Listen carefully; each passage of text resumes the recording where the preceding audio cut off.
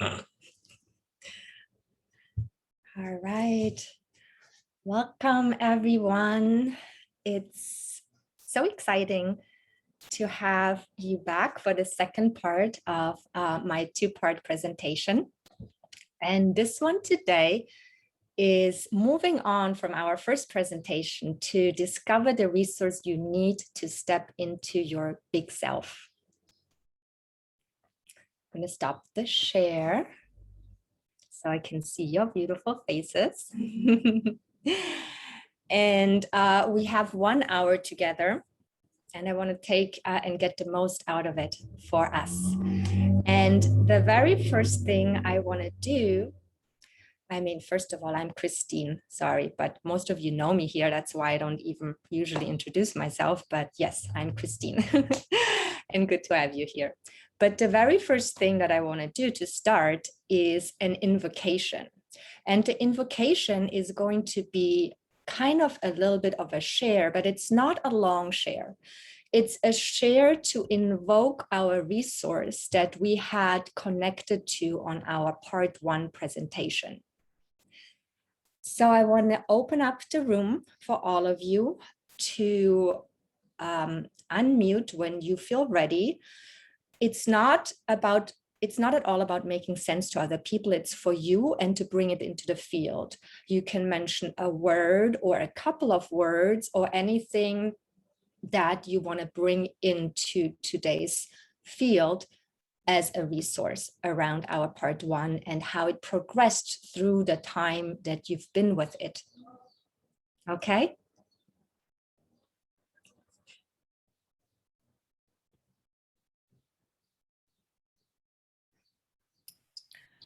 Deep acceptance. Deep acceptance.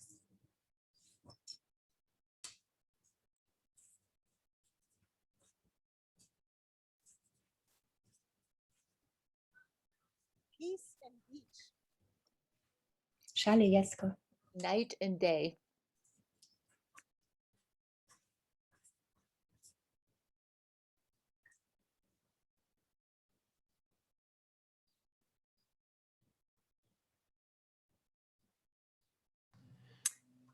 The senses.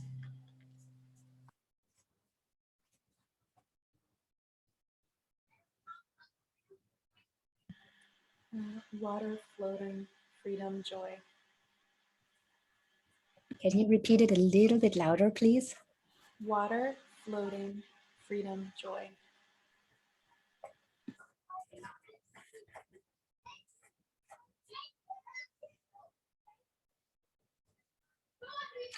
And I want to also invite, if Sunil, you want to put anything into the room, into the field, please feel free to unmute. And same for Jackie and for Valentina, who are together in the car. So they will be, blank screen for the presentation. Jackie put in the chat peace and beach. Thank you.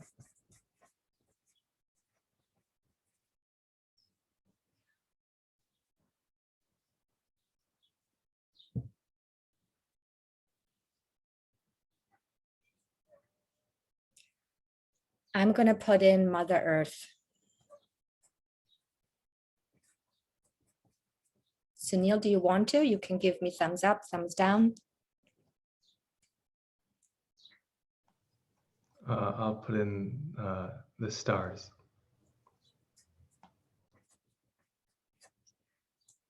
Beautiful. And I want to just ground in for us the invocation, trees from Valentina. Thank you. Deep acceptance, night and day, the senses, water, floating and freedom, joy,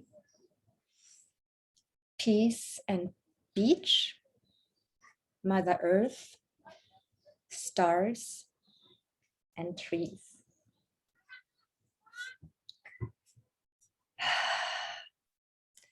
Now on this next, I just want to still mention the one important piece about myself that connects to this presentation. I told you already plenty on part 1. And the only thing that I want to add on that is important today is that within my life's journey, I send out a question, how to, and I was looking for the answer. I was reading, I loved spiritual books. They drew me, spiritual books, books on love, and at the end, definitely books on psychology to try to grasp something and how to be with it. And those were important. They were part of something. It was like life has its own intelligence. It was kind of like a framework that I could aspire and be inspired towards. But it was only within this last year that I was starting to dive into what I'm bringing you today and what I brought you last time on part 1. It was only within these practices that I started to really feel it enter internally into my cellular body. It was almost like I was grasping for these spiritual and more etherical things and concepts. But now I was able to bring it deeper within. And I really feel it much more resonating within me and into my field. So that was the piece of why I'm so excited to bring you this and what difference it can make in your life. It made definitely a big difference in my life. What are we going to do today? We are going to first talk about 3 stones around a fire ditch or a fire thing like campfire, and we're going to dance around that fire. That's just metaphorical. Then we're going to talk about a ladder, about the relational field, and then we'll come to our exercise. Does that sound interesting? Thumbs up. Yes, good. All righty. So the 3 stones, what are those? What am I talking about? Let me see if I can share the screen with you and pick my picture here. Do you see that? All right, I drew those. I'm not a great artist on paper, but it pretty much is just an outline. The 3 stones around the fire. The first stone is be in your resource. This is the place that we visited on our part 1 presentation. And that's where our potency lies in and our leverage. This is our strength, place of strength and resilience. And it propels us and holds it. Then the second stone, which we're going to move on to for today, is meet the need. And that place is where we're going to meet kind of that inner child. Or at least, be curious about the inner child. We don't have to, there is no, this is much broader than, oh, you're going to meet the child. This is the second stone. On the third stone, which is going to be part of our exercise today, is seeing if we can come to a place of fulfilling the need and grounding it literally into our cellular body. It's kind of an anchoring. So the dance around the fire is literally going from number 1 stone over to number 2 stone to number 3 stone and returning, because it becomes and feeds back into your resource. And it's a continuum. This circle keeps going in your life and you can keep engaging that. And it keeps feeding into the place of resource, and your resource will be more and more potent. So the being in your resource is kind of a little bit like the sesame open. You know that story, sesame open. It brings you even deeper to meet the place of meeting the need is the place where we, as you know, growing up and with our life experiences, weren't quite met the way that we needed to be met. You know, the people around us, the environment around us, they just weren't resourced enough themselves to supply to give to us what we needed. And we kind of carry, you know, we carried that with us in our own ways. And this place of grounding, which I will come back to when I talk about the exercise, is anchoring this new vibration that is invited into your system. And it also requires for you to remember not to rush off, you know, but to give it time. And what is important here is to realize that the body itself, our physicality, requires more time than our thoughts and all these other vibrations, right?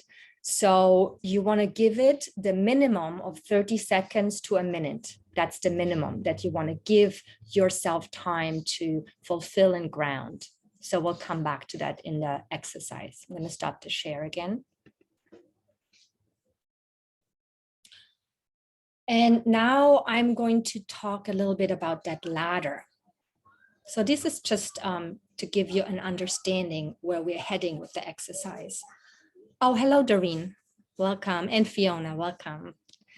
I guess, Doreen, would you please, and Fiona, just put in with a word your resource that you are coming with and bringing into our field here.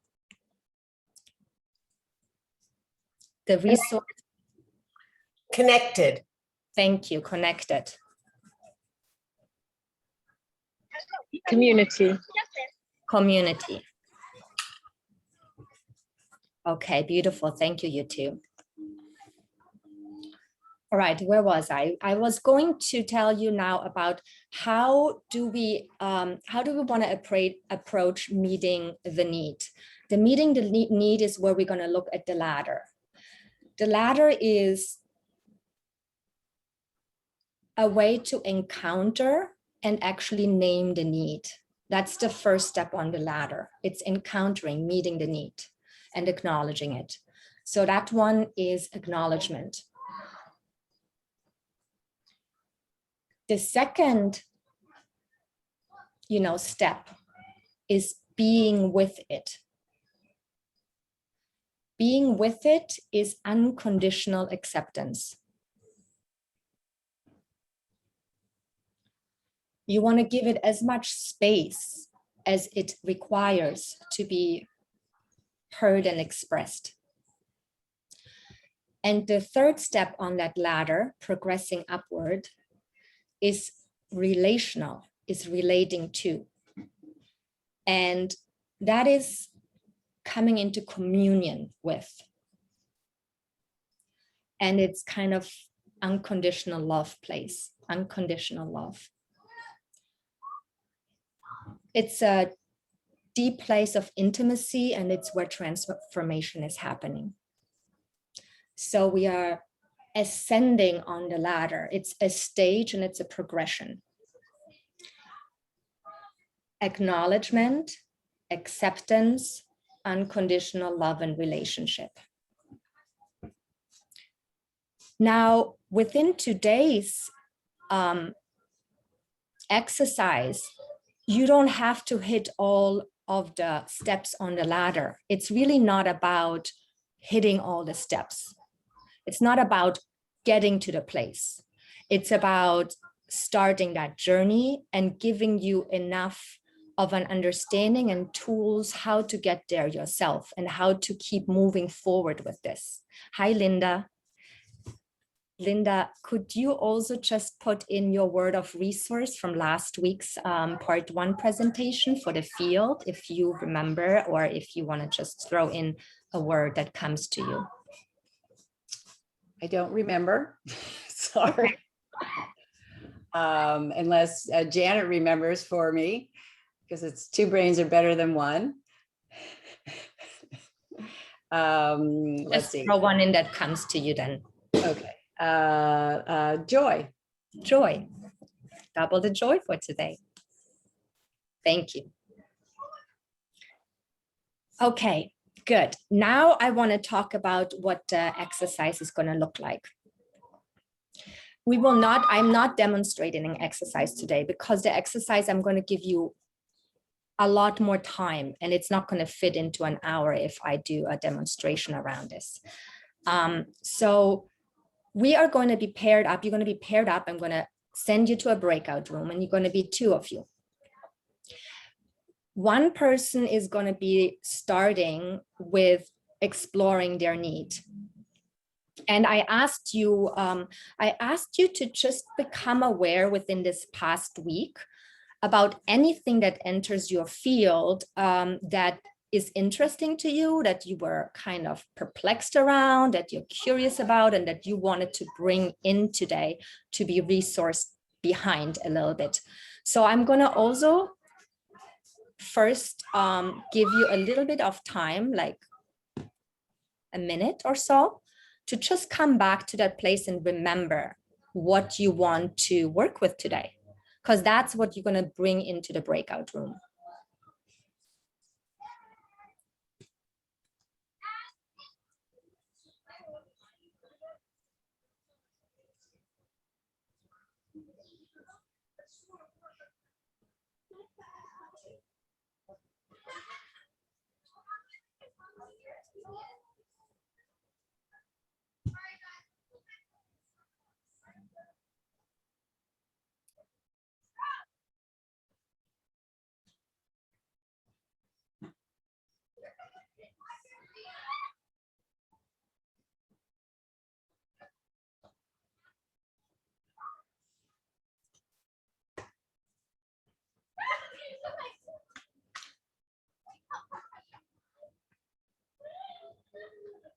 And once you have it written down or you thought about it, it's in your mind, just either raise your hand or your thumbs up so I know who is kind of has it and is ready to move on.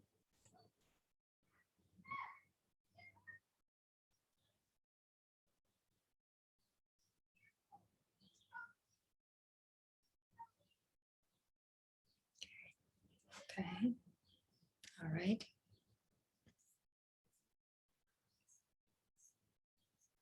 Okay, seems, Linda, you also put your thumb up already, right? Yes, okay. All right, then everybody has something. Now, I'm gonna explain to you even more what happens in the breakout room, but I'm gonna also tell you right away that you're gonna go in with 2 main questions. And the questions themselves are gonna create a relational field. They are like an invocation. The question itself is an invocation. And it invokes a response. So it also is a call and response. That is a natural thing that's going to happen. So just by asking the question, something is going to be happening and something is going to come back to you. And that creates a relational field to your higher self. And then the other part of that field is the person that is going to be with you in the room. That person and yourself, you're going to be, your way of being is going to be resourced by that resource you already have. So that means you want to be open-ended, expansive within your resource, not too narrow on focus, but opening your field out, kind of like divergent seeing that Janet talked about in her presentation, like staying open and wide in your field. Okay, so when you are in your breakout room, one person will have what they be wanting to work with, and they're going to start. The other person in the room is going to be there within their own resource that they're holding. Remember how you did part 1 and you have your very resourced around that first part? Doreen says yes. You're going to be in that field of your resource. You're going to be there like that, and you're not going to be doing anything. You're just witnessing and creating that field of resource. So you're double resourcing the person, because the other person that is coming to work with their need is bringing their own resource, and the other person is resourcing that resource. So it's double resource. So it really empowers and gives lots of leverage, you know? And the only thing is that the person witnessing might ask the question for the person working. You need to tell each other what you prefer. You can internally yourself ask yourself the questions while you're looking for your need, or you can ask your witnesser to be the person asking the questions. So I'm going to tell you what the questions are, and have your pen and paper and write them down on a piece of paper for yourself so that you have it with you. So we have a set of 2 questions. The first question is geared towards discovering and meeting the need. And that question is, what is this to me? Another way of simply saying it would be, what is this about?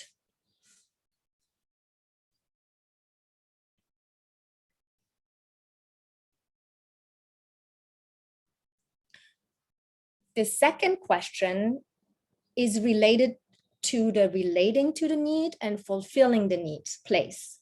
And that question is going to be, what is needed here?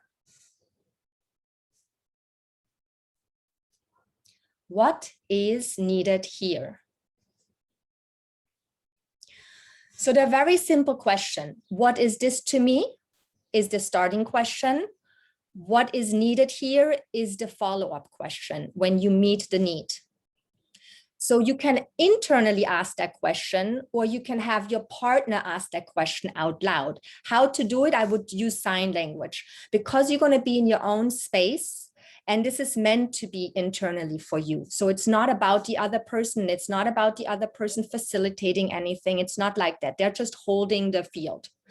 But you can do sign language. So if I would want Shelly to ask me the questions, right? And I'm in the middle of my, I'm in the middle of within myself, and there is my need. And or no, I'm coming to ask that question, and I ask Shelly, and I would go like this. And Shelly would say then the first question. Shelly, could you just for a second actually do that for me? So I'm like getting ready, and I'm going internal, and then I'll do sign language, and I go like this. And Shelly would ask the first question out into the field. So the question then is for you is, what is this to me, to you? Or yes, and you gonna, good that we're doing it this way, because you're gonna ask the question as if you are the person and nothing else. So you're gonna just speak into the room, what is this to me?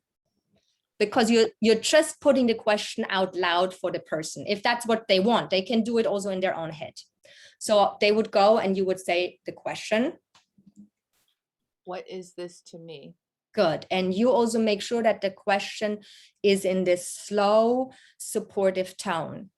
Then they go into their thing, and they're internally meeting maybe their need and going internally. And then you can do sign language and put up your 2 fingers. And then the person could ask the second question out loud, just into the field. What is needed here? Good. Excellent. Do you get that part? Give me thumbs up. Awesome. So just a recap, you're going to go into the breakout room. If I'm the one first wanting to work with my need, Shelly would slightly slant the computer so she's not staring at me. She's going to lean back and just be in her own personal resource, and I will center and go within myself. And if I want Shelly's help, even with the words, I would raise my finger, and she would ask the first question out into the field. Then I will be inside exploring and being open. And then I would raise my second finger when I'm ready, and Shelly would respond with the second question out into the field. And then I will just be with that. And when you are done, you will know. How will you know that you're done? You will find a way to either your breath lengthens, and sometimes you take a nice deep inhalation and you breathe out. Sometimes you feel more centered, but you just know that you came to a place of completion. The reason why I say that too, because in that limited time that we have, you might not come to the answer. And the way that sometimes going within shows up comes in multiple different varieties. I'll give you a couple of examples so that you see how wide the variety comes. What happened to me in my own process. One time my inner child showed up as an old hag. And then when I asked her, so she was not a child, she was an old hag, really old. And then when I asked her what her needs are, she plain out told me, I don't trust you. So FYI, you might not get the answers right away. That was one example that happened to me. Or the other example is that I only felt like I had an emotional response in my body, but I had no connection logically, intellectually, what it was and what it meant. No idea, but the emotion was being experienced by me. So there is many different ways that this inner child, so to say, or this place of need can show up. And I don't want you to get too narrow in expectations, okay? All right, so I'm gonna send you into the breakout room. Let's see, it's 12:30 almost. Ugh, even less time than I wanted you to have. So we're going to, let's see, let's give each person, I guess, 11 minutes. Okay. Or should I just 10? Well, okay, let's do a round number so it doesn't get too complicated. 10 for each person. And like I said, this is just a beginning. And one thing I want to tell you, when it's time to switch, I think I would like the person who is holding space to say into the field a couple of minutes, like a minute before, like I'm going to send a reminder, we're about to change. You're going to speak into the room, into the field and say, butterfly, come back for today. And that way they know that it's time to travel back. Wherever they are at, for now, they're going to keep it there. And they know that they can return, you all can return to this place at any other time to explore further on your own even, okay? Butterfly, come back for today. That way the person knows if they have their eyes closed that it's time to come back, okay? All right, breakout rooms. Where do I go here? Breakout rooms. Oh, interesting. How come your names don't show up? Let's try this again.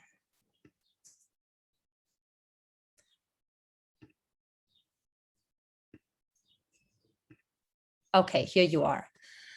All right.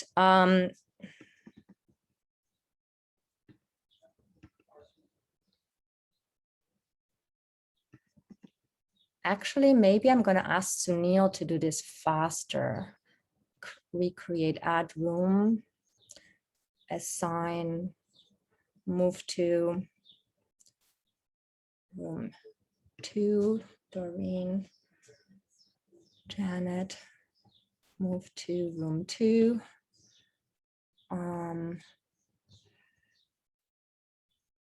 Add room.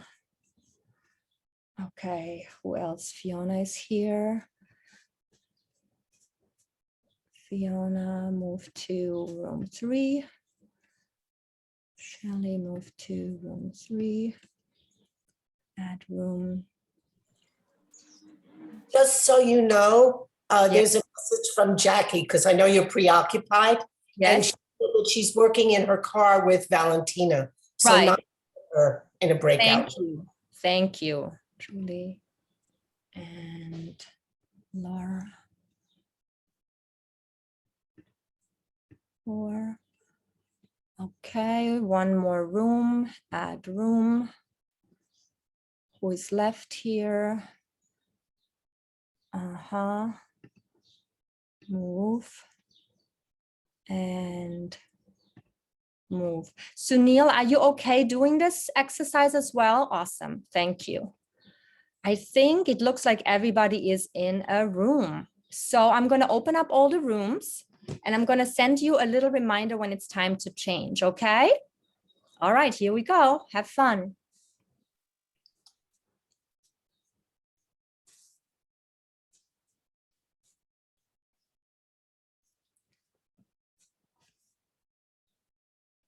Good that this isn't on the recording. Welcome back from the recording. Go ahead, Shelley. Okay. Sorry to interrupt I you. just have to say that it's like I appreciate how clear your instructions were, and I really wanted to have that experience, but it was very challenging for me to do things your way, especially considering what I'm working on, which is owning my own authority. And so, and I just have to thank, I was with Fiona and she told me that I didn't have to be a butterfly. So thank you, Fiona. It was cool. The whole thing, it was cool. It was so cool. No, I love that. Yeah, and if you don't mind, Fiona, I just have to say, like with what she was working on, and she's there in Spain with this big cathedral around her, and I could hear kids in the background, and there's kids all over the place. It was magical. Yeah, there's a lot that happened in this short amount of time that I can't even, like, there's no words for it. So thank you. Thank you, Shelley, for bringing that in.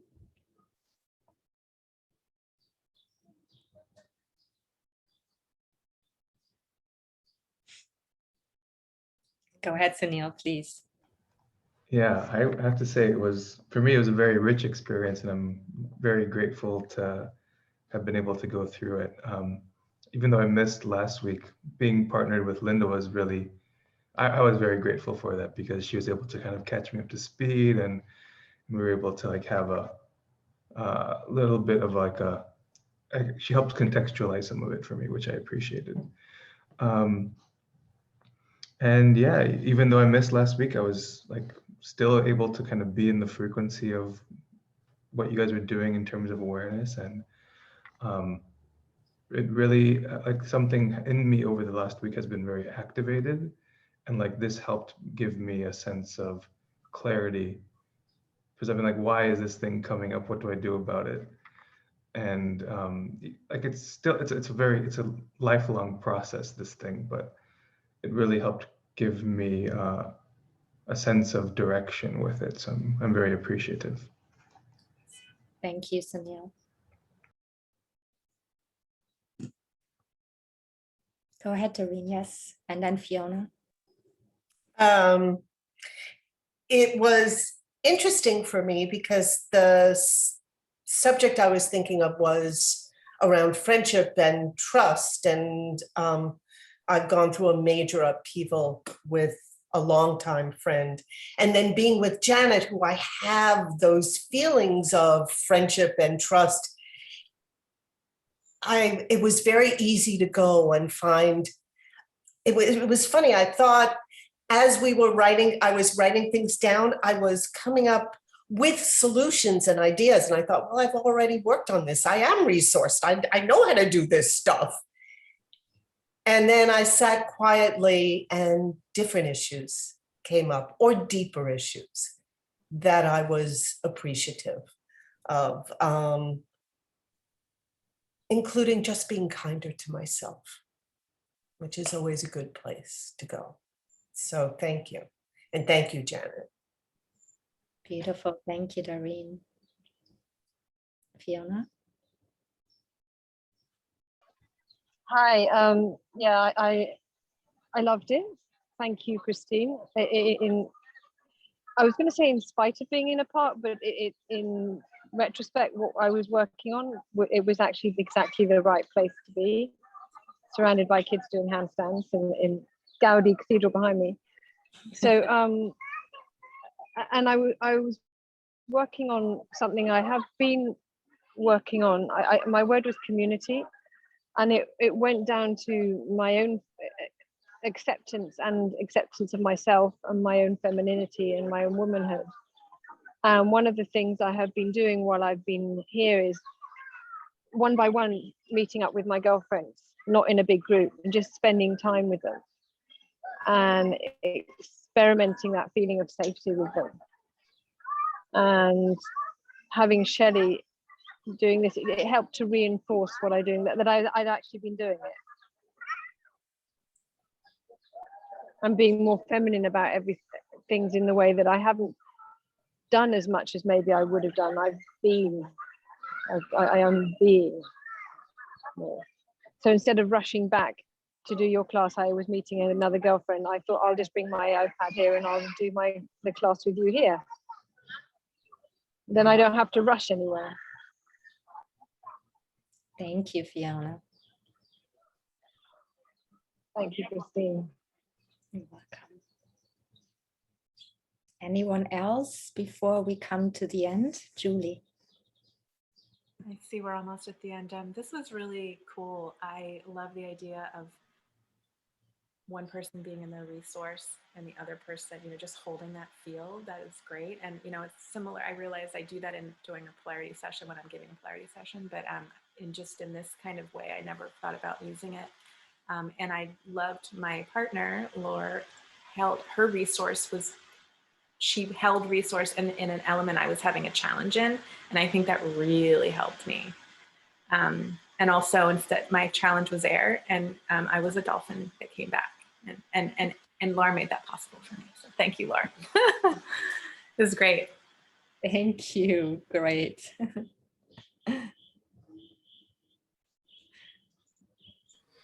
If I may say, like, right back at you. Because I was, it was great because Julie was in water and I was in the air, and I think it was both what we needed. And I also didn't want to be a butterfly, so that was great that we got Awesome. to do that. It was cool because it's something that it's a kind of practice that I do in different ways, and it was interesting because it didn't bring me any insight that I didn't already have, but just taking the time to sit with it was good. And having the other person hold the resource was really helpful. So thank you. So, and yes, Janet.